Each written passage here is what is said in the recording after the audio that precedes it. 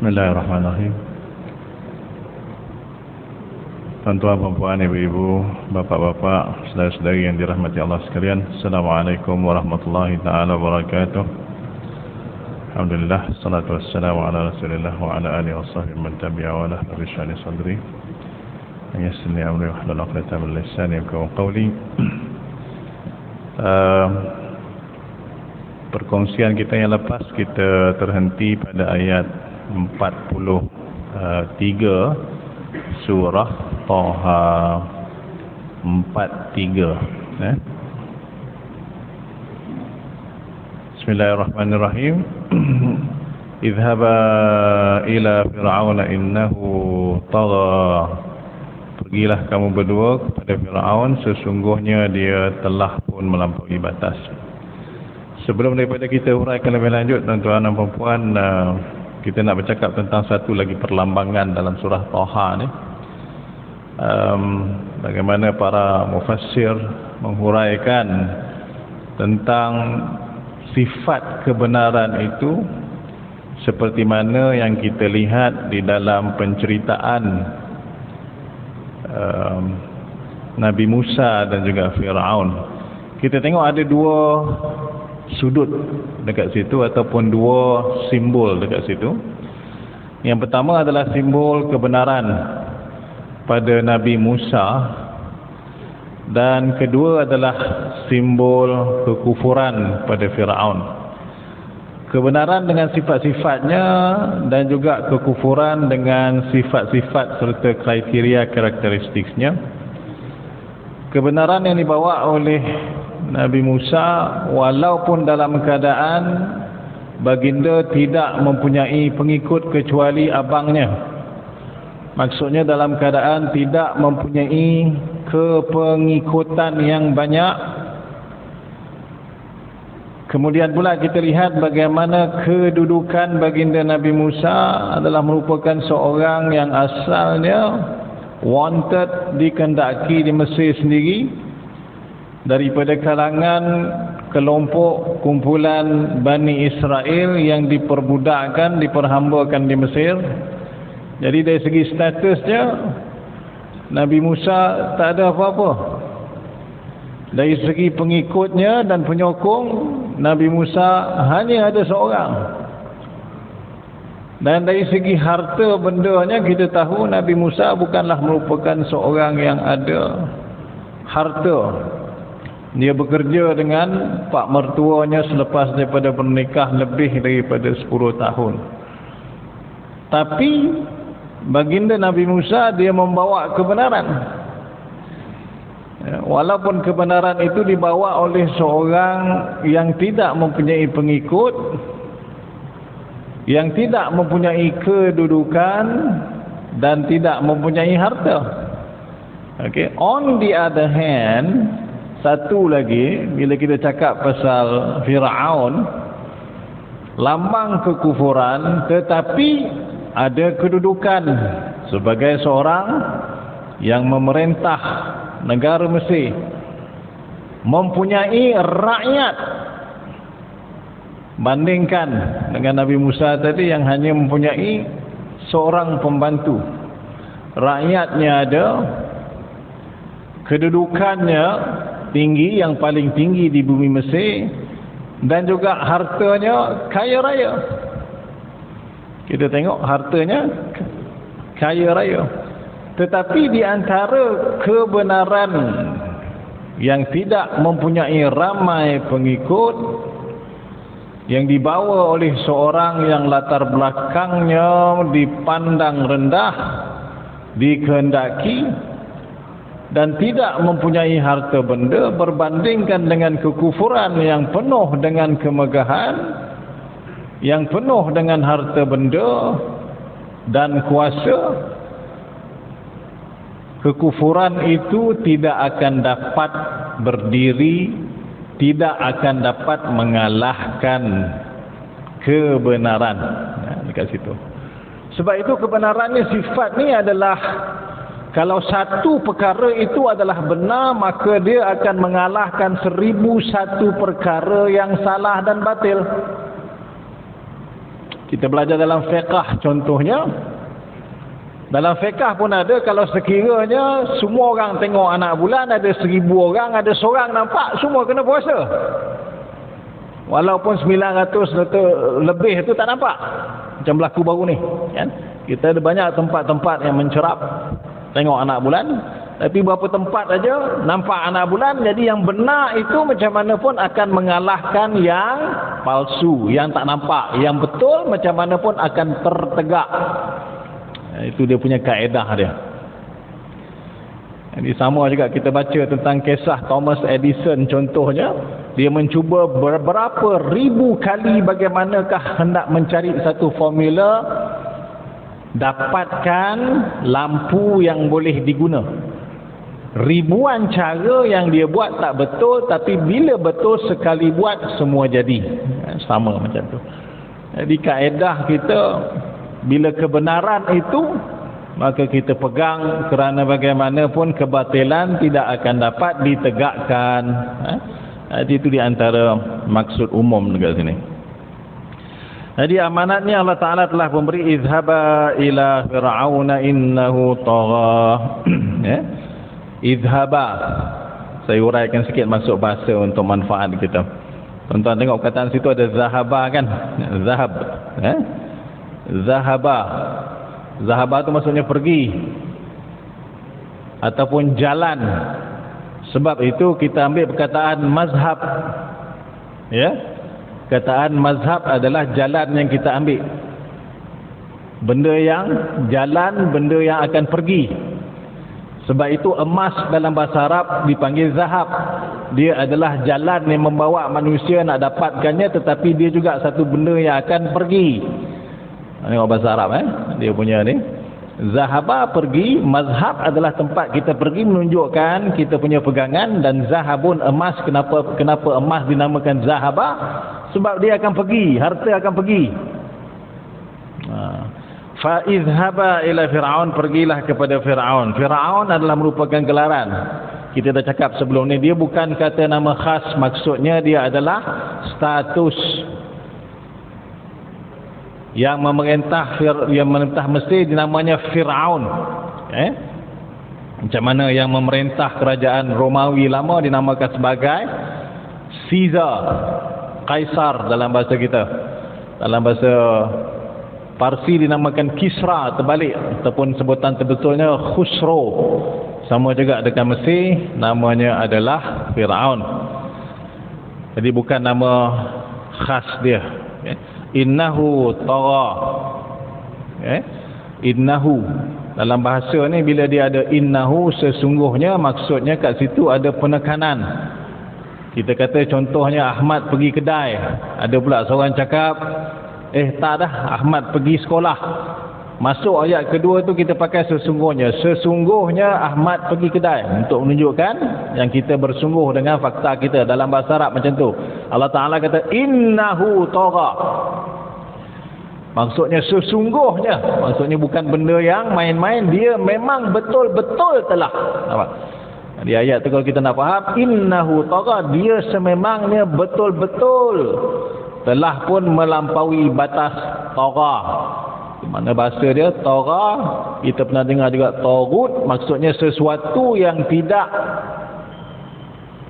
bertindak dan berbuat pada keadaannya, pada jalannya. Apa maksud dekat situ? Maksudnya dia seorang manusia tetapi dia mengaku sebagai Tuhan. Mana-mana perkara yang sebenarnya tidak mengikut hakikatnya, tidak mengikut kepada sifatnya, maka dinamakan tagha. Sebab itu berhala pun dinamakan sebagai taghut. Maksudnya apa? Kerana apa? Kita tak sepatutnya sembah berhala. Kita tidak sepatutnya sembah sesuatu yang kita buat dengan tangan kita, dengan gambaran apa yang ada pada pemikiran kita. Sebab sentiasa akan dipersoalkan siapa yang nampak, kenapa demikian rupanya, kenapa yang memandai-mandai kata bentuknya sedemikian. Jadi ta'alallahi amma yasifun. Allah Ta'ala itu maha suci daripada segala macam apa yang kita gambarkan. Jadi dah sampai dia punya watikah. Izhaba ila fir'auna innahu tagha وقولا له قولا لينا لعله يتذكر أو يخشى. Tengok وقولا له قولا لينا, maka katakanlah kepada dia dengan kata-kata yang lembut, berlapik. Jadi ini adalah satu metod dakwah. Bagaimana kalau umpama kata kita nak berkeras dengan orang, orang takkan ikut cakap kita. Wa in kunta fazzan ghalidhal qalbi lan faddu min hawlikum. Lan faddu min hawlik. Dan sekiranya engkau wahai Muhammad berkasar dengan mereka, nescaya mereka akan pergi meninggalkan, lari, disperse. Jadi konsep dakwah macam mana pun perlulah disampaikan dengan cara pertuturan dan bicara yang lembut, yang tidak menyakitkan hati, yang tidak menyakitkan hati. Jadi Syekh nama dia Ali Qurrah Dari, dia General Secretary untuk Persatuan Ulama Sedunia. Ada dia datang hari itu, bila dia menceritakan tentang bagaimanakah kita hendak membuka hati orang. Cara dakwahnya ialah dengan tanpa kita menyalahkan terlebih dahulu. Kita perlulah melunakkan hati orang sebelum daripada kita cuba mempengaruhi. Masalahnya kadang-kadang kita ada dua tonggak cara bagaimana kita nak mengajak orang. Dalam Al-Quran, dan tuan-tuan serta puan-puan pernah mendengar kaedah ini, namanya al-amru bil ma'rufi wan nahyu 'anil munkari. Maksudnya menyuruh yang baik dan melarang daripada kejahatan. Pendekatan kita kadang-kadang kita lebih menegah daripada yang buruk, tapi kita tak menyuruh buat yang baik. Kita lebih kata jangan, tak boleh, haram. Cara yang sedemikian perlu kita lihat dalam konteks yang lebih terbuka. Sebab kalau kita tengok pun kepada perjuangan Rasulullah 23 tahun, 13 tahun dekat Madinah merupakan satu tempoh pembinaan keyakinan dan keimanan. Masa tu tak ada hukum, tuan-tuan. Zakat, aurat, semua turun dekat Madinah. Jadi macam kita, kalau dalam keadaan kita nak berdakwah, di antara perkara yang perlu kita beri keutamaan adalah keyakinan, keikhlasan, kesabaran bagi orang-orang yang kita nak dakwahkan. Tak boleh dalam keadaan bila hari ni ada saudara kita nak masuk Islam, petang kan kalau free kita pergi sunat. Dalam keadaan kalau ada umpama kata yang nak masuk Islam, ini tak boleh ni, kena pakai tudung petang. Kita beli tudung Nilofa petang ni. Maksudnya sabar. Kita pun kena bersabar sebab stages dia memang macam tu. Jangan terus kepada perkara-perkara yang sedemikian, sebab yang utamanya adalah al-amru bil ma'ruf dulu. Macam mana Nabi buat dekat Mekah. Jadi cara kita berdakwah pun kena begitu. Sama jugalah dalam keadaan kita berdakwah sesama kita, dengan anak-anak kita pun, dengan sanak keluarga kita dan sebagainya. Cara pendekatannya ialah dengan kita berikan sesuatu yang boleh melunakkan orang dahulu. Buka dulu hati. Dan sebenarnya dakwah ni tuan-tuan, kalau kita tengok, dia merupakan sesuatu perkara yang mirip dengan kalau hari ini kita belajar marketing 101. Itu dakwah. Konsep dakwah adalah benda yang sama. The fact is that bila kita buat marketing, benda yang pertama yang kita diajar ialah bukan kita jual barang. Kita kena yakinkan pihak yang ada potensi nak membeli barang kita itu supaya dia faham barang kita nak jual ni dia perlu. Dia ada dua tahap, perlu dengan nak. Bila kita boleh menjadikan orang rasa dia perlu barang kita, dia akan beli. Kalau tidak, kita sekadar cakap barang kita, orang tak beli. Jadi dalam dakwah benda yang sama. Konsep dakwah ialah memberitahu orang bahawasanya kita perlukan kepada iman supaya selamat dunia dan akhirat. Ini bukan benda main-main. tiket kita untuk kita selamat di akhirat adalah melalui iman. Kita kena beli tiket tersebut. Macam mana kita nak suruh orang beli tiket tersebut? Kita kena yakinkan yang orang betul-betul perlukan tiket tersebut. Itu kaedah dia. Jadi samalah dekat sini apabila Allah Ta'ala kata faqula lahu qawlan layyinan. Diperintahkan kepada baginda Nabi Musa supaya cakap elok-elok dengan Firaun. La'allahu yatadhakkaru aw yakhsha. Sebab konsep dakwah ni adalah la'allahu, semoga, hendaknya, agar, yatadhakkar aw yakhsha, dia ingat, dia sedar balik, dia khabar balik. Sebab sifat manusia ini, kalau sekiranya perkara itu adalah benar, maka sebenarnya dia tidak boleh hendak menidakkan. Yang menidakkan yang benar itulah yang kufur, yang betul-betul kufur.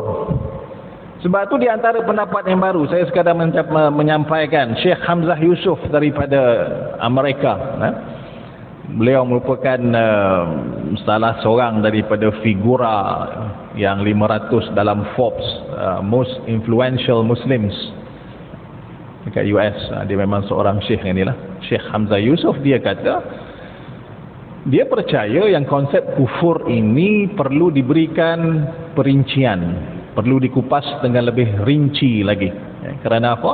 Kerana dia bukanlah satu konsep yang simplistik. Maksud kufur bagi dia, kita tak mau bahaskan panjang-panjang, saya cuma nak share tentang pendapat yang diutarakan oleh beliau. Kekufuran yang nyata ialah kekufuran dalam keadaan seseorang itu telah mengetahui kebenaran sesuatu dan dia menidakkan. Macam Quraisy contohnya, kita banyak baca sirah Quraisy kata apa? Banyak dia kata Muhammad, kita pun bukan tak percaya kepada Allah Tuhan dan sebagainya. Wa in sa'altahum man khalaqas samawati wal arda la yaqulunna Allah. Kalau kau tanya Muhammad kat dia orang, siapa yang cipta ni? Allah. Tapi masalahnya apa orang Quraisy ni? Orang Quraisy ni nakkan kepada kemewahan hidup. Dia takut kalau berhalanya ditarik maka punca rezeki dia hilang. Bukan masalah tak percaya kepada Tuhan. Dan ini adalah satu pendapat, ya. Ada pendapat-pendapat lain. Jadi kerana itu, dalam keadaan kalau dia kata yatazakkar, Allah Ta'ala kata yatazakkar, maksudnya manusia ni secara sifat nalurinya, kalau perkara itu adalah benar, dia nak tolak macam mana? Kita nak goreng macam mana? Kalau satu campur satu memang dua, kita nak kata macam mana? Tak boleh nak ubah. Kecuali zaman sekarang yang berlakunya dekat Amerika ialah semua perkara-perkara yang asas ini dipersoalkan. Manusia ni bukan lelaki dan wanita. Di antaranya ada jantina-jantina yang lain. Semua perkara dipersoalkan. Benda-benda yang dipersoalkan ini disebabkan oleh corak pemikiran. Orang barat ni dia macam-macam corak pemikiran. Yang ini adalah sesuatu yang boleh kita belajar. Istilahnya dipanggil postmodernisme, dipanggil. Maksudnya kita soalkan semua benda. Jantina, apakah itu jantina? Apakah itu lelaki? Apakah itu wanita? Oh, tak ada pula sekarang ni. Dia kata jantina ni adalah sesuatu yang kita sendiri tentukan. Kalau saya nak katakan saya ni tidak mempunyai jantina, maka saya tidak mempunyai jantina. Dan adalah menyalahi kalau awak mengatakan saya bukan seperti mana yang saya nak. Boleh disaman. Dah teruk sangat dekat Amerika, orang pun dah menyampah. Di antara lelaki dengan perempuan pun masalah, nak fikirkan apakah lelaki apakah wanita. Tapi benda-benda yang hak ini kita tak boleh nak tolak macam mana pun. Allah Ta'ala, ya ayuhan nasu inna khalaqnakum min dzakari wa untha wa ja'alnakum syu'uban wa qabaila lita'arafu inna akramakum indallahi atqakum. Maksudnya kami telah menjadikan kamu daripada lelaki dengan perempuan. Buatlah macam mana pun nak kata LGBT apa dan sebagainya, tak boleh. Buatlah. Kalau awak nak ubah jantina, buat pembedahan dan sebagainya, tak boleh. Tetap tak boleh nak beranak dan sebagainya. Kalau nak jadikan betul-betul organ peranakan itu sebagai wanita, berapa kali pembedahan nak buat? For what? You know. Kalau nak kahwin sesama jantina pun, at the end of the day pun awak nak kena cari juga anak angkat daripada kalangan orang yang berkahwin betul antara lelaki dan wanita. Di masalah caca merba. Sebab tu Allah Ta'ala kata kat sini la'allahu yatadhakkaru aw yakhsha. Ya, takut. Ingat dan takut. Takut sebab apa ya Allah? Hidup kita ni sementara. Tuan-tuan, kita ni musafir atas jalan yang sementara. Syekh Badi'uz Zaman Said Nursi menggambarkan kehidupan kita dekat dunia ni adalah sebagai transit di rumah tamu Allah. Dalam rumah transit ini Allah Ta'ala telah menghantarkan pesuruhnya dan juga panduannya macam mana nak behave dalam rumah transit ni, dalam lapangan terbang yang kita bertransit ke tempat lain ini. Sebab apa? Itulah yang akan menentukan penerbangan kita selepas itu, kita terbang pergi mana. Jadi sebab tu dia kata yakhsha, yatadhakkar atau yakhsha. Seterusnya, qala rabbana innana nakhafu an yafruta alaina aw an yatagha. Nabi Musa ni Allah Ta'ala dah bagi mukjizat. Allah Ta'ala sebelum daripada ni dah pun bagi juga dia apa yang dia minta. Mintalah ya Allah, Rabbi syrahli sadri wa yassirli amri wahlul 'uqdatam min lisani yafqahu qawli. Ayat 48 ni mereka berdua, Harun dan juga Nabi Musa dan abangnya, qala rabbana, wahai Tuhan kami, innana nakhafu. Inna, sekali lagi tuan-tuan, sesungguhnya menunjukkan kami betul-betul takut an yafruta alaina. Kami betul-betul takut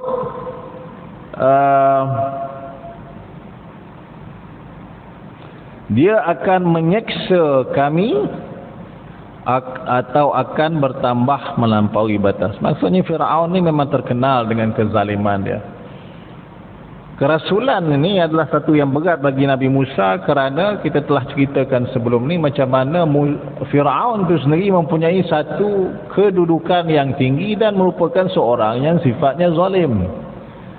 Seorang yang boleh mengeluarkan perintah tahun ni mana-mana daripada kalangan wanita Bani Israel yang melahirkan anak lelaki, maka hendaklah bayi-bayi lelaki tersebut dibunuh.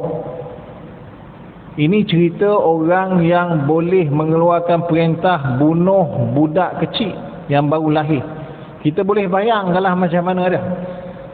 Kerana itu selepas diberikan mukjizat, selepas diberikan Allah Ta'ala makbulkan Rabbi syrahli sadri wa yassirli amri, timbul lagi masalah. Ya Allah, takut. Kami takut ya Allah. Ini pun menunjukkan macam mana tentang kefahaman kita tentang apakah dia kerasulan. Prophethood tu apa? What is prophethood? Dan kita dah terangkan bagaimana sanggupnya orang-orang yang kufur, orang-orang ni menuduh Nabi-Nabi ni sebagai seseorang yang hendakkan sesuatu habuan daripada dakwaan mereka, mereka adalah rasul. Macam mana tergamak kita nak mengatakan Nabi-Nabi ini merupakan orang yang mendakwa diri mereka sebagai rasul kerana hendakkan habuan tertentu. Kita tengok dalam surah Taha ni macam mana takutnya perasaan seorang Nabi apabila nak berdakwah. Tak ada orang, tuan-tuan, yang dalam hidup ni bila kita suruh buat kerja, kalau kerja tu berat, dia akan terima dengan tenang. Tuan-tuan pun tahu, kita pernah bekerja. Kalau kita dekat pejabat kerajaan pun kita tahu, dalam mesyuarat tu kan bila diputuskan, tak ramai yang beria sangat nak ambil. Tak ada nak kata, okey tuan, saya ambil lah, benda ni tanggungjawab. Tak ada. Tunggu nak kena assign kan baru, okey ni buat, siapa nak buat ni? Ni EO buat, ni timbalan pengarah buat dan sebagainya. Lepas tu dia mulalah bising sesama dia, ini bukan saya punya tuan, ini office sekian-sekian. Itu baru kerja yang belum berat, kerja tambahan aja. Nature kita adalah biasanya kita akan main tai chi, kerja. Tapi dalam keadaan ni kita tengok, tergamak ke kita kata rasul ni adalah seseorang yang mendakwa nak jadi rasul kerana nakkan habuan tertentu. Kita tengok takutnya Nabi Musa ni bukan satu kerja yang mudah. Dan perintah Allah Ta'ala ni adalah merupakan satu perintah supaya face to face. Bukan pakai online. Bukan kata Nabi Musa kata tulis surat kepada Firaun. Dia suruh beradab. Sebab dakwah kena beradab. Kena cakap betul-betul. Ini pun satu psikologi, satu cara juga tuan-tuan. Kalau kita nakkan kepada sesuatu betul-betul beradab dengan orang. Not over the phone. Kita boleh tengok kesungguhan orang kalau dia nak benda dekat kita, sama ada dia hantar WhatsApp, hantar SMS ataupun dia nak jumpa. Kalau tuan-tuan nak sesuatu, bila kita jumpa orang lain macam kita pun lain. Orang kalau jumpa kita. Sebab tu di antara caranya ialah apa, kita kadang-kadang elak juga nak jumpa orang ni. Kalau kita pentadbir kan.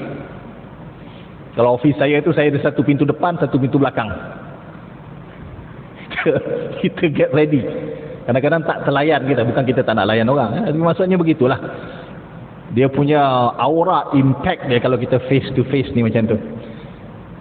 Nabi Muhammad SAW apabila mendapat wahyu, beliau baginda boleh saja dalam keadaan tu panggil orang yang pandai tulis, gantung banner dekat Kaabah. Aku adalah Muhammad, dapat wahyu malam tadi, sesiapa yang berminat sila hubungi. Nombor sekian-sekian. Boleh tak dia buat macam tu? Kalau dalam keadaan dia tak bersungguh, boleh. Tapi tak boleh. Masalah rasul ni dia kena hadap bersungguh-sungguh. Dia bukan cara macam tu. Jadi itu kita katakan tanggungjawab menjadi Nabi ni bukan sesuatu yang mudah. Yang bukanlah sekata orang menjadi rebutan orang. Tak ada. Tak ada yang glamorousnya pasal nak menjadi Nabi. Jadi kalau kita faham konsep kenabian macam tu, tentunya kita dah beriman. Kita surrender dengan kebenaran. Ni betul-betul utusan Allah Ta'ala. Apa lagi masalah kita tak nak yakin? Itu satu perkara. Surah Taha ni menggambarkan macam tu. Allah Ta'ala sebut dekat sini macam mana selepas daripada diberikan kepada Nabi Musa segala macam mukjizat dan doa baginda yang sebelum ni kita belajar, Rabbi shrah li sadri wa yassir li amri wahlul 'uqdatam min lisani, masih lagi takut. Ya Allah, takutlah kalau umpama kata nampak aja kita kata bunuh dua orang tu. Nak kata macam mana? Tapi tengok apa Allah Ta'ala kata.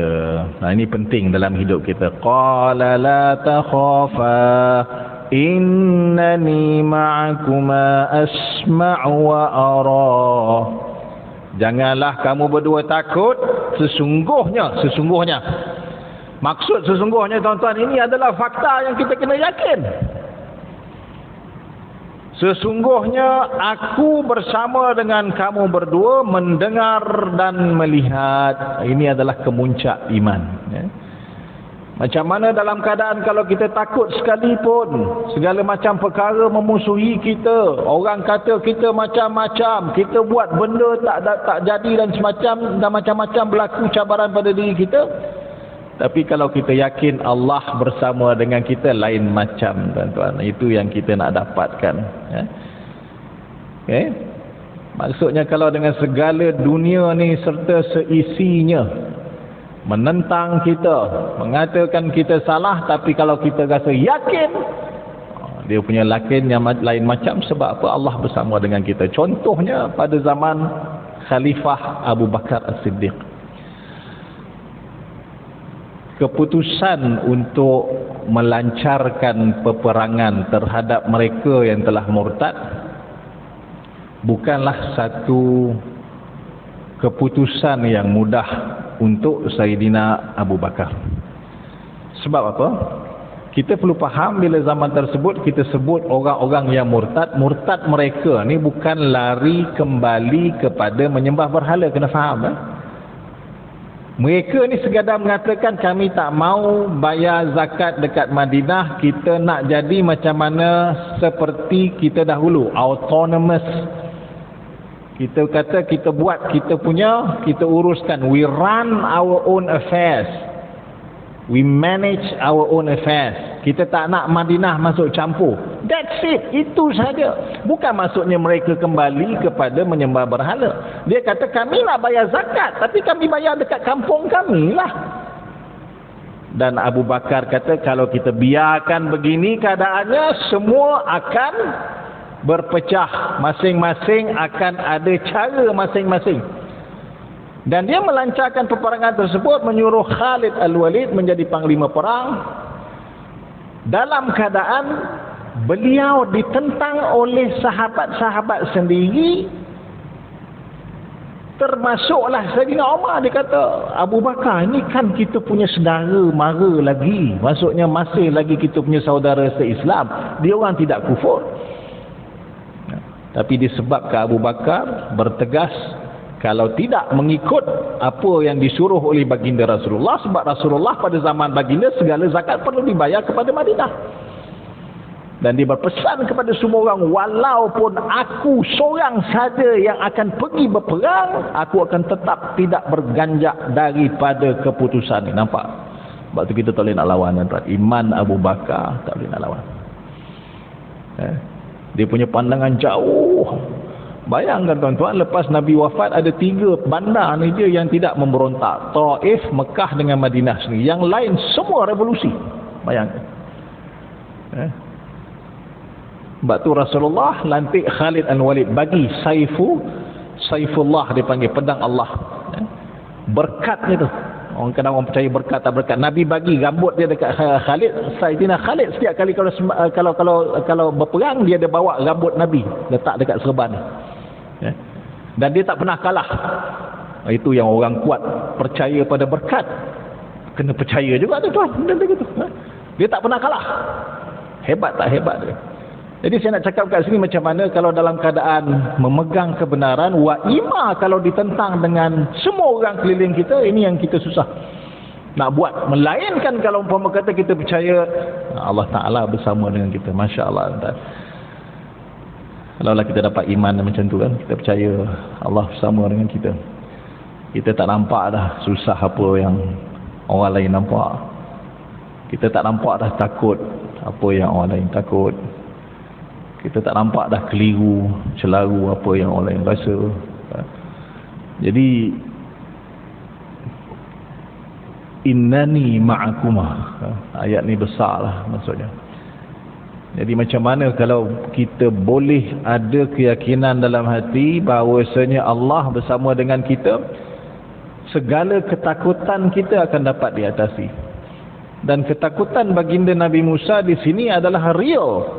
Dia kena menghadap dengan Fir'aun, bukan satu benda yang boleh kita remehkan. Masya-Allah. Kalau kita dapatlah betul-betul Allah Ta'ala bersama dengan kita, tuan. Semoga kita sentiasa berjihad, mendapatkan hati yang sentiasa rasa Allah bersama dengan kita. Itu cerita panjang lah macam mana kita nak lunakkan hati, amalan dia apa dan sebagainya. But the fact is that kalau kita percaya Allah Ta'ala tu innallaha ma'ana, it will be magic. Dia adalah something yang magical yang kita rasa. Sebab dia menjadikan hati kita confident macam mana pun. Dia akan jadikan hati kita ni tak gentar dan tak takut. Itu yang kita nak. Itu adalah kita katakan kemuncak imannya dekat situ. Jadi ayat tu nampak simple saja. Qala la takhafa innani ma'akuma asma'u wa ara. Maksudnya dengan Allah Ta'ala tu menjadikan, kita dah katakan sebelum ni macam mana Allah Ta'ala, af'al Allah Ta'ala tu menjadikan manusia ni dalam keadaan tersirat yang kita tak nampak, sebenarnya kembali kepada iradat Allah Ta'ala. Macam mana Nabi Musa hidup di dalam istana Fir'aun, yang pada asalnya dialah yang mengeluarkan perintah supaya kanak-kanak Bani Israel ini dibunuh. Nampak tak dia punya paradox dia? Dia punya, kita kata apa dalam bahasa Melayu, dia panggil, dia punya keadaan yang dia panggil ironinya dekat situ. Maksudnya sepatutnya yang mengeluarkan arahan membunuh kanak-kanak Bani Israel ni bukan sekadar kita patut takut. Takkan kita nak pergi dekat istana dia, nampak? Mustahil. Oh, kita tahu itu adalah satu pemerintah yang zalim yang akan membunuh. Kalau umpama kata kita pergi tempat dia akan tembak. Takkan kita nak serah diri. Tapi dengan kuasa Allah, Allah Ta'ala aturkan ada cara dia.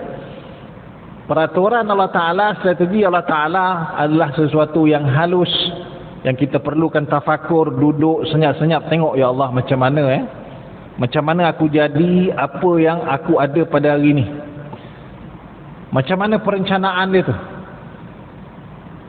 Kita tuan-tuan, apa yang kita ada pada hari ini, berapa kerat ajalah yang betul-betul merupakan perencanaan kita. Semuanya perencanaan Allah Ta'ala. Kita tak terfikir pun. Mana ada rencana. Pasangan kita yang kita kahwini, kerja kita yang kita dapatkan rezeki, mana sangat perancangan kita. Semua itu disebabkan oleh iradah Allah Ta'ala yang merencanakan membuka hati orang dan menutup hati orang. Itu cara Allah Ta'ala. Dibuka hati, tutup hati. Jadi kerana itulah orang tolong kita apa dan sebagainya, orang tak nak tolong kita apa dan sebagainya. Akhirnya itulah yang kita ada, itulah rencana Allah Ta'ala. Kerana itulah Allah Ta'ala, sifat antara isim Allah Ta'ala dinamakan latifun, amat halus. Cara dia tu amat halus. Macam mana management Allah Ta'ala tu kepada kita punya kehidupan, merupakan sesuatu yang bukan mudah kalau difikirkan dengan akal kita. Perencanaannya itu, macam mana jumpa orang tu, macam mana dibukakan hati, macam mana pula itu, macam mana begini dan sebagainya. Jadi kalau kita percayakan bahawasanya Allah jualah yang merancang segala-gala, dan Allah Ta'ala jualah yang mengetahui segala-galanya tentang kita. Wallahu a'lamu wa antum la ta'lamun. Sesungguhnya Allah lebih mengetahui dan kita tak tahu. Macam mana kita nak tahu? Kita ni diciptakan, kita tak tahu masa depan kita. Kita tak tahu kita keluar masjid ni apa nak jadi dengan kita. Begitu sekali jahilnya kita. Serahkan kepada Allah Ta'ala. Kita nak serahkan diri kita kepada Allah Ta'ala. Kita serahkan kepercayaan yang ada ni kepada Allah Ta'ala. Kita tak ciptakan diri kita sendiri, Allah Ta'ala yang ciptakan. Kalau dialah yang menciptakan kita, kenapa kita tidak yakin kepada Allah Ta'ala? Sebab iman kita ni sentiasa dalam keadaan mempunyai suhu yang berbeza-beza. Kadang-kadang tinggi, kadang-kadang rendah dan sebagainya. Tapi poin yang saya nak cakap kat sini, macam mana kuatnya kalau kita faham maksud qala la takhafa innani ma'akuma asma'u wa ara. Jadi poin dekat situ ialah supaya kita faham tentang bagaimanakah hendak meningkatkan iman kita bahawasanya Allah Ta'ala bersama dengan kita. Wa nahnu aqrabu ilaihi min hablil warid. Wa nahnu aqrabu ilaihi minkum. Maaf, saya tak berapa lancar. Tapi dalam surah Al-Waqi'ah Allah Ta'ala mengatakan bagaimana dia lebih dekat daripada manusia itu daripada urat lehernya sendiri. Wa nahnu aqrabu ilaihi minkum min hablil wa nahnu aqrabu ilaihi. Ala kulli hal. Jadi dalam keadaan itu, yalah, saya berpesan pada diri saya dan tuan-tuan supaya kita betul-betul tingkatkanlah iman kita. Ini bukan sesuatu yang main-main, ini bukan sesuatu yang remeh. Dan yang terakhir kita nak tengok ayat ni. فَأْتِيَاهُ فَقُولَا إِنَّا رَسُولَ رَبِّكَ فَأَرْسِلْ مَعَنَا بَنِي إِسْرَائِيلَ وَلَا تُعَذِّبْهُمْ قَدْ جِئْنَاكَ بِآيَةٍ مِّن رَّبِّكَ وَالسَّلَامُ عَلَى مَنِ اتَّبَعَ الْهُدَى. Dia punya mesej dia kan. Fa'tiyahu. Okay. Tak apa, pergilah Musa, jangan takut, Allah Ta'ala bagi jaminan. Faqula inna rasula rabbik. Allah Ta'ala ajar satu-satu. Takutnya Nabi Musa ni, dan takutnya kalau dia tersalah cakap. Jadi wahyu yang diberikan tu adalah, Musa, engkau pergi dan engkau cakap. Rahmat Allah Ta'ala bagi orang yang takut ialah Allah Ta'ala ajar satu-satu. Dalam ayat ni dia tenangkan kat situ. Sebab apa? Sebelum daripada tu dia dah perintahkan pun Allah Ta'ala dah perintahkan, izhab anta wa akhuka ya bi ayati, pergi Musa. Arahan pertama. Lepas tu Nabi Musa takut, arahan kedua pula sama aja maksudnya, tapi dengan nada yang lebih halus, yang lebih melihat kepada keadaan takutnya Nabi Musa. Fa'tiyahu, pergilah. Kat situ, fa'tiyahu, pergilah. Faqula, Allah Ta'ala ajar satu-satu. Jadi psikologi ni dekat sini bagi orang yang takut, orang yang perlukan bimbingan, maka kita perlulah dalam keadaan itu spell out satu-satu apa dia in details. Kadang-kadang orang yang tak tahu ni dia perlukan bimbingan, dan bimbingan tu begitu rinci, begitu terperinci. Kita kena bagikan macam mana Allah Ta'ala ajar kita dalam ayat ni. Fa'tiyahu faqula. Ayat ni adalah ayat memujuk. Kita belajar kat sini macam mana komunikasinya Allah siratkan di dalam mesej Quran ni. Kalau kita nak pujuk anak kita, pujuk orang-orang yang kita jadi kaunselor contohnya, cakap satu-satu. Cakap begini, buat begini. Jadi ayat ni merupakan sesuatu yang melunakkan hati baginda Nabi Musa daripada menjadi terlalu takut. Fa'tiyahu faqula, katakanlah, inna rasula rabbik, sesungguhnya kami adalah utusan Tuhanmu. Nampak? Penting ayat Tuhanmu tu. Dia kata kepada Firaun, Tuhanmu. Sebab tu kita kena perlu ingat tentang masalah akidah kita. Kita tak boleh nak mengatakan yang Tuhan kita dengan Tuhan orang yang bukan Islam tak sama. Ini perlu kita sentiasa ingat. Bukan nak kata Tuhan dia sekian-sekian, oh Tuhan kau gini, Tuhan aku gini. Tak. Wa ilahukum ilahu wahid, dan Tuhan kamu adalah Tuhanmu satu. Cumanya mereka ni tak mengaku yang sifat Tuhan tu seperti mana yang dibawa oleh baginda Rasulullah sallallahu alaihi wasallam.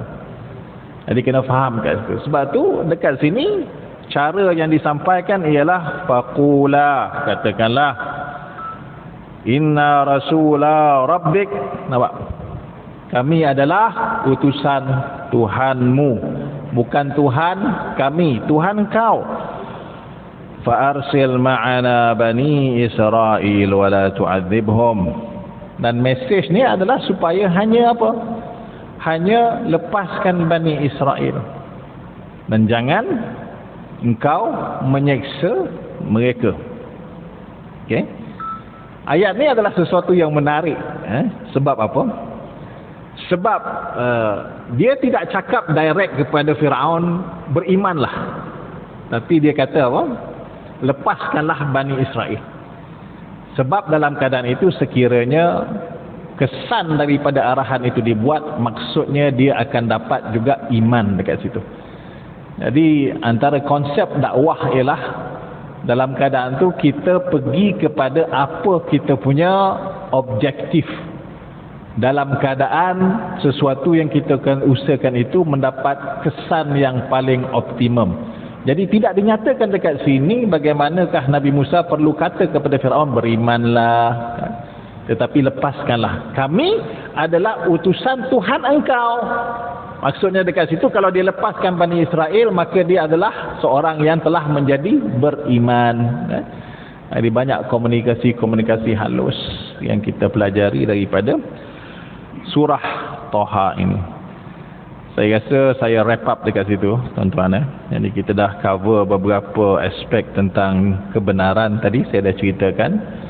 Kita dah kita reiterate balik, kita cakap balik tentang masalah prophethood, kerasulan tadi secara dalamannya macam mana. Kita dah cakap tentang kebersamaan dengan Allah Ta'ala, innallaha ma'ana. Jadi macam mana kita dapat meningkatkan supaya kita dapat merasakan kebersamaan dengan Allah Ta'ala. Kita dah ceritakan lagi macam mana komunikasi Allah Ta'ala dalam menenangkan Nabi Musa. Satu perkara yang boleh kita ambil manfaat juga dalam kita hendak menjadikan komunikasi kita berkesan, satu-satu terang dengan jelas, lembut dan sebagainya. Jadi kita tak pernah tahu tentang kuasa lembutnya sesuatu bicara. Sebab mungkin orang akan tengking kita balik, tetapi sebenarnya kesannya adalah lebih jauh. Itulah yang diajarkan kepada kita oleh Allah kepada Nabi Musa, dan seperti mana yang didakwahkan oleh baginda Rasulullah sallallahu alaihi wasallam. Jadi sebagai penutup tuan-tuan, sama-samalah kita harapkan, kita berdoa dalam hati kita supaya Allah Ta'ala membuka hati kita supaya lebih kita merasakan kebersamaan kita dengan Allah Ta'ala. Kerana dengan kebersamaan tersebutlah kita dapat menyelesaikan kebanyakan masalah rasa takut, perasaan kita itu dan sebagainya. Dengan rasa tersebutlah dia akan menjadikan perasaan kita itu indah. Itu usaha kita lah dan jihad kita. Yang baik itu pada Allah Ta'ala, yang lemah itu daripada diri saya sendiri. InsyaAllah kita akan sambung pada kesempatan yang lain. Aqulu qawli hadha. Wassalamualaikum warahmatullahi wabarakatuh.